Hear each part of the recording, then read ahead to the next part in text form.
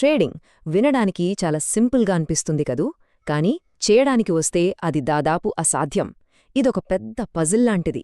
అందరూ గెలవాలనే చూస్తారు, కానీ గెలుపుకు అసలైన చీహాక్వా అదేంటంటే స్థిరత్వం.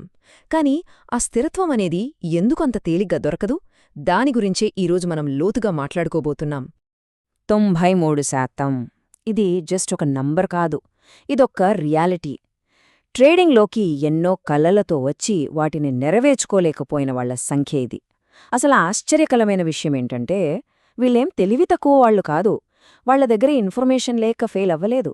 సమస్య అంతకంటే చాలా లోతైనది. సరే, ఇంతకీ ఈ కన్సిస్టెన్సీ, అదే స్థిరత్వం, ఎందుకంత కష్టం? ఆలోచించండి. మార్కెట్లో తెలివైన వాళ్లకు కొదవే లేదు కదా, అయినా సరే ఎందుకు వాళ్లు నిలకడగా లాభాలు సంపాదించలేకపోతున్నారు? దీనికి సమాధానం మనం వెతికే ఆ కొత్త స్ట్రాటజీల్లోనో ఆ చార్ట్ ప్యాటర్న్స్లోనో లేదు. అసలు కారణం వేరే చోటుందే. ఇక్కడే లెజెండరీ ట్రేడర్ జెస్సీ లివర్మోర్ చెప్పిన ఒక మాట మనకు దారి చూపిస్తుంది. ఆయనేమన్నారంటే, మార్కెట్ ఒక అద్దం లాంటిది.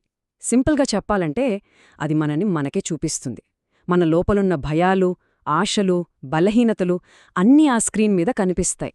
అంటే అసలు ఫైట్ మార్కెట్ చార్ట్స్తో కాదు, మన మైండ్తోనే. ఈ స్లైడ్ చూడండి. ఇక్కడ ఒక క్లియర్ పిక్చర్ కనిపిస్తుంది. చాలామంది ట్రేడర్లు ఎడమవైపున్న వాటిమీదే ఫోకస్ పెడతారు. అంటే నాలెడ్జ్, ఇంకా కొత్త స్ట్రాటజీలు, క్లిష్టమైన చార్ట్ ప్యాటర్న్స్ ఇలా. కానీ అసలు గేమ్ చేంజర్ కుడివైపునుంది. అదేంటి? మన ప్రవర్తన, మన ఇమోషన్స్, మన సెల్ఫ్ కంట్రోల్. గెలుపోటముల్ని నిర్ణయించేది ఇదే. అందుకే లివర్మోర్ ఏమంటారంటే, మార్కెట్ మన ప్రవర్తనను శిక్షిస్తుంది, మన జ్ఞానాన్ని కాదు. చాలా పవర్ఫుల్ మాట ఇది. అంటే మన దగ్గర ఎంత నాలెడ్జ్ ఉన్నా మార్కెట్కు అనవసరం. సరైన టైంలో సరైన డెసిషన్ తీసుకుంటున్నామా లేదా అన్నదే దానికి కావాలి. ఎప్పుడైతే మనం ఎమోషన్స్ అనే కళ్లజోడు పెట్టుకుని మార్కెట్ను చూస్తామో అప్పుడు నష్టాలు తప్పవు. ఈ అనుభవం మనలో చాలామందికి ఉంటుంది. ఒక పక్కా ప్లాన్తో ట్రేడ్ మొదలుపెడతాం, కానీ ఈ 3 శత్రువులు మనల్ని దారి తప్పిస్తాయి. మొదటిది భయం. కొంచెం లాభం కనిపించంగానే అమ్మో ఎక్కడ పోతుందో అని వెంటనే అమ్మేస్తాం. రెండోవి అత్యాశ. నష్టం పెరుగుతున్నా లేదు లేదు ఇది పైకి వస్తోంది అని ఎదురుచూస్తూ కూర్చుంటాం. ఇక మూడోది ఆవేశం.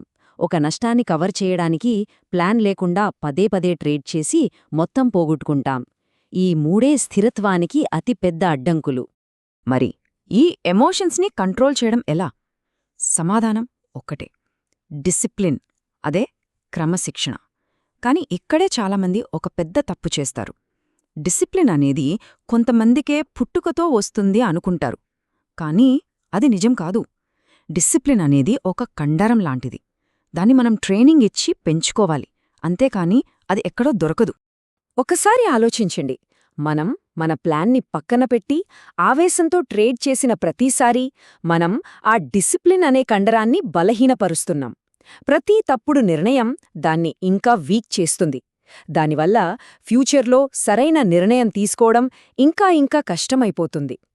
కాని దానికి రివర్స్లో మార్కెట్ మనల్ని టెంప్ట్ చేస్తున్నా సరే మనం మన రూల్స్కి కట్టుబడి ఉన్న ప్రతిసారీ ఆ డిసిప్లిన్ అనే కండరానికి మనం ఎక్సర్సైజ్ ఇస్తున్నట్టు దాన్ని స్ట్రాంగ్ చేస్తున్నాం. అలా ఒక్కో సరైన నిర్ణయం తీసుకుంటూ వెళ్తే అదే ఒక అలవాటుగా మారిపోతుంది. అప్పుడు డిసిప్లిన్ అనేది మనలో ఒక భాగమైపోతుంది. సరే, ప్రాబ్లమేంటో దాని కారణాలేంటో మనకు అర్థమైంది. మరిప్పుడు ఆ డిసిప్లిన్ అనే కండరాన్ని ఎలా బిల్డ్ చేసుకోవాలి? దానికోసమే ఈ ఫ్రేమ్వర్క్. డిసిప్లిన్ని ఒక అలవాటుగా మార్చే ఒక ప్రాక్టికల్ ప్లాన్ని ఇప్పుడు చూద్దాం. ఈ ప్రాసెస్లో 3 స్టెప్స్ ఉన్నాయి. స్టెప్ 1 అవేర్నెస్, అంటే అవగాహన. మనల్ని మనం ఒక బయట వ్యక్తిలా చూసుకోవడం, మన ట్రేడింగ్ బిహేవియర్ని గమనించడం. స్టెప్ 2 ప్రిపరేషన్, అంటే సన్నాహం. ఎమోషన్స్ ఆట మొదలు పెట్టక ముందే ప్రతి ట్రేడ్ని పక్కగా ప్లాన్ చేసుకోవడం. ఇక స్టెప్ 3, ఇదే చాలా ముఖ్యం, హ్యాబిట్, అంటే అలవాటు. సరైన పనిని రిపీట్గా చేయడం ద్వారా దాన్ని మన సెకండ్ నేచర్గా మార్చుకోవడం. ఇది చూడ్డానికి ఒక సింపుల్ చెక్లిస్ట్లా అనిపించొచ్చు, కానీ ఇది మన ఎమోషన్స్కి ఒక కవచం లాంటిది. ట్రేడ్ చేసే ముందు మనల్ని మనం ఈ ప్రశ్నలు వేసుకోవాలి. అసలు నేను ఈ ట్రేడ్ ఎందుకు తీసుకుంటున్నాను? నేను తప్పైతే నా స్టాప్ లాస్ ఎక్కడా? నా రిస్క్ లిమిట్స్లోనే ఉందా? కన్ఫర్మేషన్ కోసం వెయిట్ చేశానా?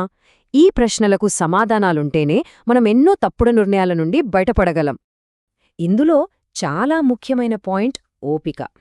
చాలామంది ఏమనుకుంటారంటే ట్రేడింగ్ అంటే ఎప్పుడూ ఏదో ఒకటి చేస్తూ ఉండాలి అని. కాని నిజమేంటంటే ఏమీ చెయ్యకుండా ఉండటమే కొన్నిసార్లు అత్యంత తెలివైన పని. సరైన అవకాశం కోసం వెయిట్ చేయడం సోమరితనం కాదు, అదొక పవర్ఫుల్ స్ట్రాటజీ.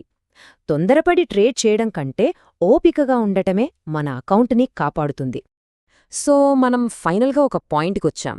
మనం మన ఫోకస్ని బయట మార్కెట్ నుండి మన లోపలి ప్రపంచం వైపు ఎప్పుడైతే మళ్లిస్తామో అప్పుడొక అద్భుతమైన మార్పు మొదలవుతుంది.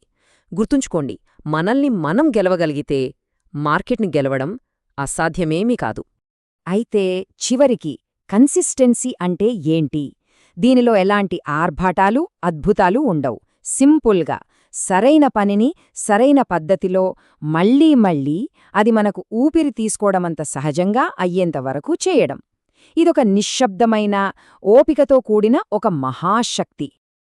ఈ ఒక్క విషయం మాత్రం బాగా గుర్తుపెట్టుకోవాలి. నిజమైన ట్రేడింగ్ సక్సెస్ అనేది థ్రిల్లింగ్ గ్యాంబ్లింగ్లో ఉండదు. అది చాలా బోరింగ్గా అనిపించే డిసిప్లిన్ అనే పునాది మీద మాత్రమే నిలబడుతుంది. ఆ సైలెంట్ పవరే చివరికి మనల్ని గెలిపిస్తుంది. కాబట్టి ఈ విశ్లేషణ ముగిసే ముందు ప్రతి ట్రేడర్ తమను తాము వేసుకోవాల్సిన ప్రశ్న ఇది: మార్కెట్ చేతిలో కీలుబొమ్మగా ఉండిపోతారా, లేక మనసును గెలిచి మార్కెట్ను శాసించే స్థాయికి ఎదుగుతారా? ఈ ప్రయాణంలో ఏ దారిని ఎంచుకోవాలన్నది పూర్తిగా మన చేతుల్లోనే ఉంది.